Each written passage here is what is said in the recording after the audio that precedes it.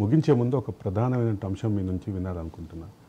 ఒక పక్కన కేసీఆర్ చుట్టూ, మరో పక్క కేటీఆర్ చుట్టూ ఎంక్వైరీలు ఉచ్చులు బిగిస్తున్నాయి. వీటికి ఎక్కడ ముగింపు వస్తుందని మీరు భావిస్తున్నారు? శ్రీకృష్ణ జన్మస్థానంలో ముగింపు వస్తుంది. Are you clear? ఆ స్థానంలో నేనుంటే ఖచ్చితంగా ఆడికిపోతారు వాళ్ళు.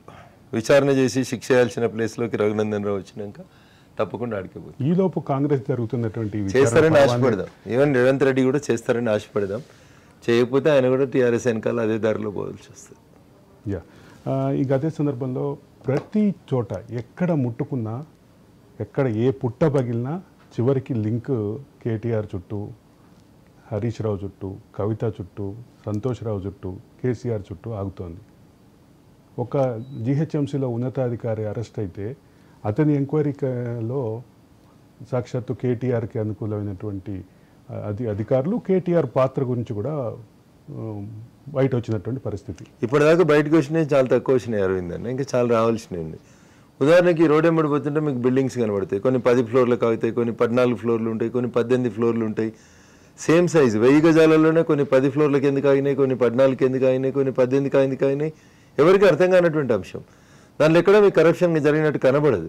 బట్ నేను అడుగుతున్నా మిమ్మల్ని, 1000 గజాల ప్లాట్లో ఒక దాంట్లో 10 ఫ్లోర్లు ఎందుకు పర్మిషన్ ఇచ్చింది జిహెచ్ఎంసీ, ఇంకో దాంట్లో 14 ఫ్లోర్లు ఎందుకు ఇచ్చింది, ఇంకో దాంట్లో 18 ఫ్లోర్లు, దాంట్లో 3+4 ఫ్లోర్ కడితేనే ఎందుకు కూడా కొడుతున్నారు. ఇట్లాంటి విషయాల లోపల జనం ముందు ఇంకా చర్చ జరగాల్సింది చాలా ఉంది.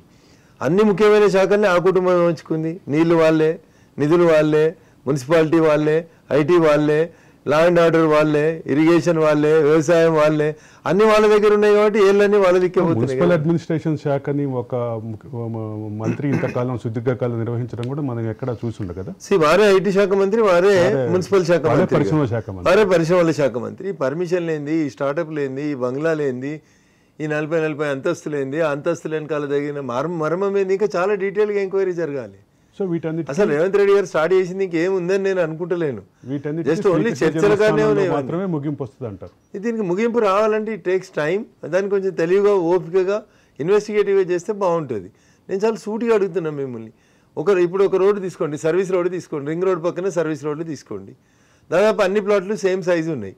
నేను ఎందుకు చెప్పినా అనేది మీరు ఒకసారి రింగ్ రోడ్ పక్కన ఒకసారి మన కెమెరా తిరిగి వస్తే తెలిసిపోతుంది. ఒక బిల్డింగ్ 10 ఉంటుంది, ఒక బిల్డింగ్ 14 ఉంటుంది, ఒక బిల్డింగ్ 24కి ఎందుకు పోతుంది. దీని వెనకాల ఎవరి వాటాలు ఉన్నాయి, దీని వెనకాల జరిగిన క్విడ్ ప్రోకో ఏంది, ఇది ఒకసారి మనం ఆలోచించాలి.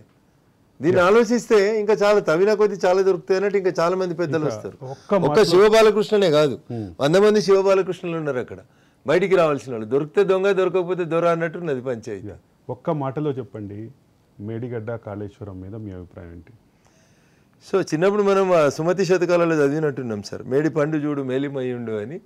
అట్లే మేడిగడ్డ కూడా గట్లే కనబడుతుంది సార్. అది తవ్విన కొద్దీ, ఓపెన్ చేసిన కొద్దీ కరప్షన్ కనబడుతూనే ఉంది.